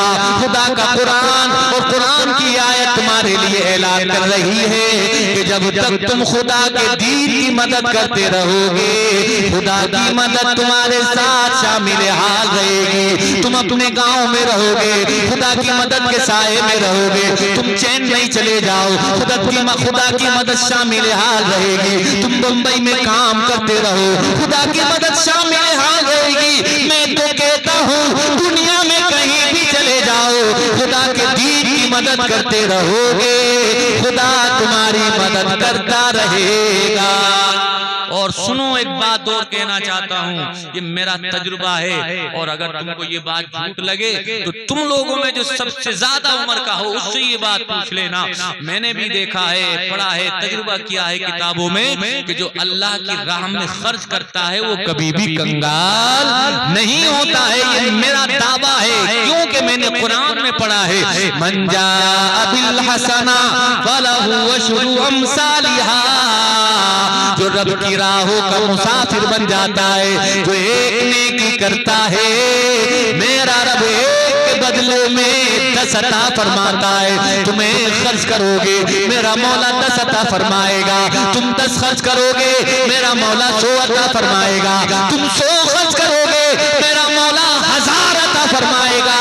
اس لیے کسی دنیا دار کا وعدہ نہیں، یہ پروردگار کا وعدہ ہے جو ہماری راہ میں ایک نیکی کرتا ہے ہمیں ایک کے بدلے میں 10 عطا فرماتے ہیں۔ اس لیے نیکیاں کرتے رہو، قرآن کی تلاوت کو آگے بڑھاتے رہو۔ اور جوانوں میں آپ سے ابھی اعلان کرانا چاہتا ہوں، ذرا بتاؤ آپ کے علاقے میں کب بن رہا ہے وہ مدرسہ کہ جس مدرسے میں آپ کے اس گاؤں کے بچے قرآن پڑھیں؟ جلدی سے بتائیں کب تک بنے گا؟ ابھی اعلان کر دیجئے، خدا کی مدد شامل ہے۔ ابھی بتایا حضرت بچے زیادہ آتے ہیں اور جگہ تھوڑی سی کم پڑ جاتی ہے، تو آپ اعلان کر دیجئے ابھی، بس کہیے کہ جلدی ہو جائے گا انشاءاللہ۔ ہاں میں دعا کرتا ہوں مولا ان اٹھے ہوئے ہاتھوں کی لاز رکھ لے، یہ اپنے گھر کو بڑھانے کے لیے نہیں بلکہ تیرے رسول کو گھر کو بڑھانے کی بات کرتے ہیں۔ مولا تو ان کی عزتوں کی لاز رکھ، ان کی زبان کی لاز رکھ، مولا تو غیر سے اسباب مہیا فرما۔ اے لوگوں میں نے آپ سے ذکر کیا، تم قرآن پڑھو گے، قرآن کی تلاوت کو سینے سے لگاؤ گے، تمہارے علاقے میں مدرسہ ہو جائے گا۔ اے لوگوں ہم آپ کے سامنے بیٹھ کر کے گفتگو کر رہے، ہم کسی یونیورسٹی میں قرآن پڑھنے نہیں گئے، ہاں یونیورسٹی کو ضرور گئے ہیں لیکن قرآن پڑھنے کے لیے نہیں۔ یونیورسٹی گئے ہیں تو بی اے ایم اے ماسٹر کی ڈگری کرنے، یہ لوگ بیچلر کی ڈگری کرنے گئے، لیکن جو قرآن پڑھ کے سنا رہے ہیں، جو حدیث پڑھ کے سنا رہے ہیں، یہ کسی کانوینٹ اسکول میں نہیں سنائی جاتی، یہ کسی انگلش میڈیم اسکول میں نہیں بتائی جاتی، یہ کسی کالج کسی یونیورسٹی میں نہیں سکھائی جاتی۔ یہ قرآن اگر حفظ کرایا جاتا جاتا ہے، مصطفیٰ کی حدیثیں یاد کرائی جاتی ہیں، تو انہی مدرسوں میں یاد کرائی جاتی ہیں۔ اب آنے والا ہے رمضان، رمضان المبارک میں تراویحوں میں قرآن پڑھایا جاتا ہے، ایک حافظ قرآن سناتا ہے، اور آپ ہی کی مسجد میں نہیں بلکہ عالم اسلام کی جملہ مساجدوں میں جو قرآن ہوتا ہے، جو تمام مساجد میں قرآن کی تلاوتیں ہوتی ہیں رمضانوں میں۔ اے لوگو، رمضان المبارک کے اس پاکیزہ مہینے میں یہ حافظ قرآن تیار کہاں سے ہوتے؟ آپ کو جواب دینا پڑے گا انہی مدرسوں سے۔ اگر آپ چاہتے ہو کہ آپ کے ہر گھر میں حافظ قرآن بن جائے تو قرآن پڑھانے والے اور قرآن کو حفظ کرانے والے جو پروڈکشن ہاؤس ہوتے ہیں، اے لوگوں جو ان کی فیکٹریز ہوتی ہیں، یعنی بچے جہاں حافظ قرآن ہوتے ہیں ان کی فیکٹری کا نام مدرسہ ہے۔ تم مدرسہ بنا دو، ہر گھر میں حافظ قرآن بن جائے گا۔ بڑی فخر کے ساتھ، بس آخری بات سنیں اور اس کے بعد ختم کرتے ہیں، بڑی فخر کے ساتھ لوگ کہتے ہیں بڑے مولانا صاحب بڑا دل خوش ہے ہمارا، کیوں کہ بچہ ہمارا بزنس سنبھالنے کے لیے تیار ہو گیا، بڑا سمجھدار ہے، سارا میتھ جانتا ہے، سارا فزکس جانتا ہے، کیمسٹری، بایو، بوٹنی سب جانتا ہے یہ، اور بڑا ایکسپرٹ ہے، سارے کاروبار کے نشیب و فراز کو اس نے سمجھ لیا ہے، ساری تجارت کے اصول سمجھ لیا۔ اب مجھے کوئی غم نہیں ہے، میرے انتقال کے بعد میں بہت فکر مند رہتا تھا، لیکن میرا بچہ تیار ہو گیا ہے۔ ہم پوچھتے ہیں کائے کے لیے؟ جواب دیا جاتا ہے کاروبار سنبھالنے کے لیے، زمین سنبھالنے کے لیے، دکان مکان سنبھالنے کے لیے تیار ہو گیا ہے۔ ہم کہتے ہیں بڑی خوشی کی بات ہے، ایک باپ کے لیے اس سے بڑی بات کیا ہوگی کہ اس کا بیٹا اس کی نظروں کے سامنے اس کا کاروبار سنبھالنے کے لیے تیار ہو جائے، اس کی زمین جائیداد سنبھالنے کے لیے تیار ہو جائے۔ لیکن نئے لوگوں، اس کے بعد میں ایک سوال اپنے آپ سے اور بھی کیجیے، آپ نے دکان سنبھالنے کے لیے اپنے بیٹے کو تیار کر دیا، مکان سنبھالنے کے لیے تیار کر دیا، زمین جائیداد سنبھالنے کے لیے تیار کر دیا، کیا آپ نے اپنے مرنے کے بعد اپنے بیٹے کو اپنی جنازے کی نماز پڑھانے کے لیے تیار کیا کہ نہیں کیا؟ یہ سوال بھی کرنا ہوگا اپنے آپ سے۔ جہاں آپ دنیا کے لیے تیار کرتے ہیں اپنے بچوں کو، وہیں آپ اپنی نماز جنازہ پڑھانے کے لیے بھی تیار کیجئے۔ بڑی حسرتیں ہوتی ہیں اس وقت، بڑا دل روتا ہے اس وقت کہ ایک باپ جس نے اپنے بیٹے اپنی بیٹیوں کے لیے اپنی جوانی کو قربان کر دیا، اپنے سارے ارمانوں کو اپنے پیروں کے تلے رون دیا، بہت باری برکم بینک بیلنس کو دنیا چھوڑ کر کے گیا ہے تو چھوڑ کر کے گیا ہے، لیکن اسی باپ کا بیٹا اس کو نماز جنازہ یاد نہیں ہے۔ پڑھانے کی بات تو چھوڑیے، وہ دور کھڑا ہو کر کے تماشا دیکھ رہا ہوتا ہے۔ کتنی حسرت کی بات ہے پیارے بھائیو اس باپ کے لیے، کتنی مایوسی کی بات ہے اس باپ کے لیے۔ خون رونے کی جگہ ہے کہ جس کے لیے پوری جوانی کو برباد کر دیا، جس کے لیے اپنے ارمانوں کو پیروں کے تلے رون دیا، آج وہ بیٹا نماز جنازہ تک نہیں پڑھ سکتا۔ آپ کہیں گے کیا اس بچے کا قصور ہے؟ نہیں نہیں، قصور آپ کا ہے۔ آپ کہیں گے میرا قصور ہے، میں کہتا ہوں ہاں، آپ کے میرے پیغمبر نے بچوں کی تربیت کرنے کے حوالے سے ایک رہنما اصول عنایت فرمایا تھا۔ میرے آپ کے آقا نے ارشاد فرمایا، ما نحل والد ولدہ من نحل افضل من ادب من حسن۔ میرے آقا ارشاد فرماتے سب سے اچھا گفٹ، سب سے اچھا تحفہ جو باپ اپنے بچوں کو دے، وہ مال نہیں، وہ دولت نہیں، وہ شہرت نہیں، وہ زمین جائیداد نہیں، بلکہ سب سے اچھا گفٹ یہ ہے کہ ایک باپ اپنے بچوں کو اچھا ادب سکھا دے۔ ما نحل والد ولدہ من نحل افضل من ادب حسن، یہ آپ کے میرے پیغمبر نے فرمایا ہے۔ یعنی مال دینا ضروری نہیں ہے بچوں کو، بلکہ بچوں کو تعلیم دینا ضروری ہے، ادب سکھانا ضروری ہے، احترام سکھانا ضروری ہے۔ اور جب آپ اچھا ادب سکھا دو گے نا تو یہ بچہ کبھی بھی ماں باپ سے اونچی آواز میں بات نہیں کرے گا، کبھی بھی ماں باپ کی شان میں گستاخی نہیں کرے گا، کبھی بھی ماں باپ کو گالی گلوچ گلوچ سے یاد نہیں کرے گا، بلکہ اس نے پڑھا ہوگا کہ ماں کا مقام کیا ہے، باپ کا مرتبہ کیا ہے۔ اے لوگوں، اس نے پڑھا ہوگا کہ ماں باپ کا گستاخ وہ جہنم کا حقدار ہوتا ہے۔ حدیث شریف میں آیا ہے ماں باپ کا گستاخ، ماں باپ کی نافرمانی کرنے والا یہ اتنا بڑا گناہگار ہے، اتنا بڑا سیاکار ہے کہ میرا مولا اس سے راضی نہیں ہوتا ہے، چاہے وہ پوری زندگی کچھ بھی کرتا رہے، جب تک ماں باپ ناراض ہیں اللہ بھی ناراض رہتا ہے۔ اس نے جب یہ بات پڑھی ہوگی نا تو وہ ماں باپ کو کبھی بھی ناراض نہ کرے گا۔ آج ماں باپ آ کر کے شکایت کرتے ہیں ہمارا بچہ ہمارے ہاتھ سے نکل گیا ہے، ہمارا کہنا نہیں مانتا، دوستوں کی محفل میں رات کے 1 بجے تک بیٹھتا رہتا ہے، ہم سمجھاتے ہیں تو ہماری بات نہیں مانتا۔ میں کہتا ہوں اگر اس نے قرآن پڑھا ہوتا، اگر مصطفیٰ کی حدیث پڑھی ہوتی تو اس کو یاد ہوتا کہ جو ماں باپ کا کہنا نہیں مانتا ہے وہ اللہ کو ناراض کرتا ہے، اور ہاں جو ماں باپ کی خدمتیں کرتا ہے، ان کے ساتھ ادب اور احترام کے ساتھ پیش آتا ہے، مولا اس کو جنت کا بھی ثواب عطا فرماتا ہے اور حج کا بھی ثواب۔ بس آخری بات سنیں، اس کے بعد صلاۃ والسلام پڑھتے ہیں۔ جوانوں، ماں باپ کی عزت کیا کرو، ادب کیا کرو، احترام کیا کرو، ان کی خدمت کیا کرو، اور مسکرا کر کے ان کو ادب سے محبت سے دیکھا کرو۔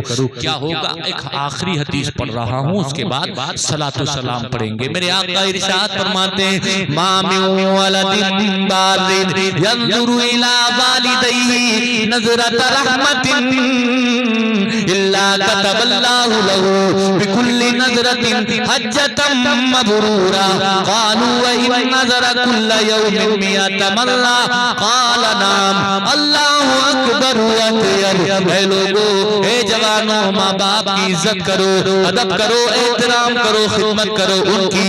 میرے آقا نے ارشاد فرمایا جو خدمت کرنے والے بچے، جو بھی اولاد جو ماں باپ کے ساتھ اچھا برتاؤ کرے، اچھا سلوک کرے، محبت کے ساتھ پیش آئے، اور ينظر الى والديه نظرة رحمة، اور ماں باپ کو محبت کی نظر سے دیکھ لے، مسکرا کر کے دیکھ لے، ينظر الى والديه نظرة رحمة الا كتب الله له بكل نظرة حجة مبرورا۔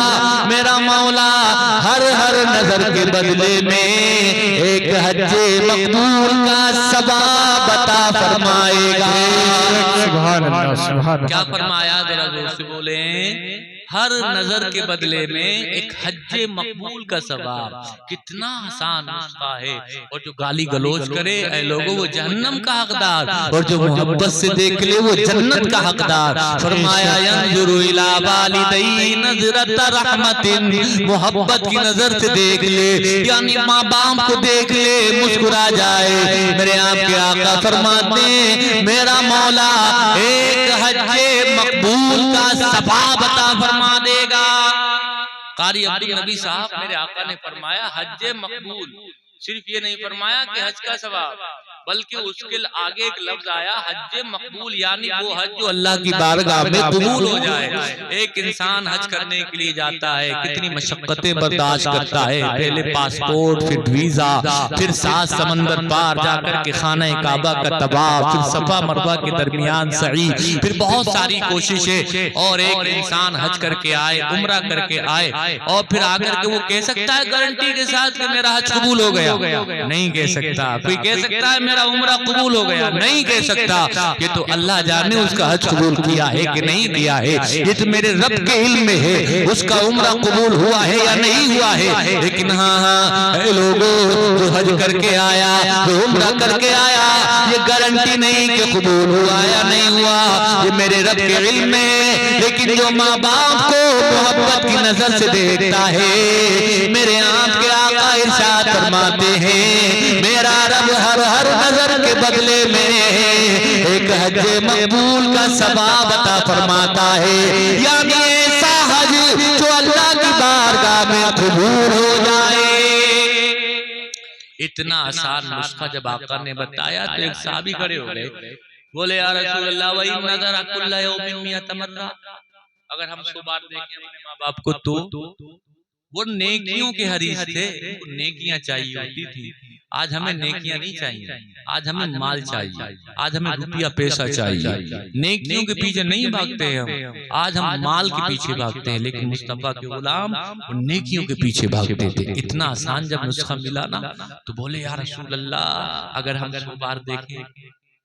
اے لوگو میرے آقا نے ارشاد فرمایا قال نعم اللہ اکبر اب اگر کوئی بیٹا یا بیٹی کوئی بھی اولاد اپنے ماں باپ کو 100 مرتبہ بھی دیکھے گا تو اللہ کے رحمت کے خزانوں میں کمی نہیں، میرا مولا 100 بار دیکھنے پر 100 حج مقبول کا ثواب عطا فرمائے گا۔ کوئی اگر 1000 بار بھی دیکھے تو 1000 حج مقبول کا ثواب۔ تو آج کے جلسے کا پیغام تمہارے لیے یہ ہے، کنکلوژن یہ ہے، سمری یہ ہے کہ کبھی کسی سے حسد نہ کرنا، مہمان کی عزت کرنا، کبھی بھی جھوٹ نہ بولنا، زبان سے بولنا تو اچھی بات بولنا، اپنے بچوں کو قرآن پڑھانا، خود بھی قرآن پڑھنا، اور اسی کے ساتھ ساتھ ماں باپ کی خدمت کرنا، ادب کرنا،